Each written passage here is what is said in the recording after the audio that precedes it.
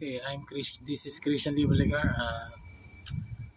Vlogging, vlogging na points of view na if you are a singer and you're trying to sing anything that you want to sing, this is the problem if your mind is not focused or not too smart. Smart. If your brain is not too smart, your voice will over or will over o yung boses mo ay hindi din gano'n kaganda pakinggan. Ito yan, kung masyado kang matalinong salita, matalinong words, matalinong tones din ang lalabas sa bibig mo. Pag barok ka or moron ka, pag barok yung kumakanta, barok din yung lalabas sa singing voice niya.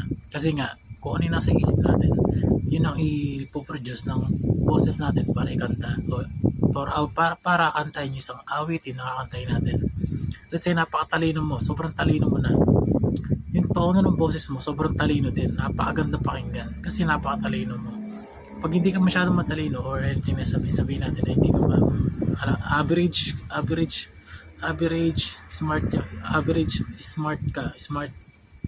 average smart thinking ka.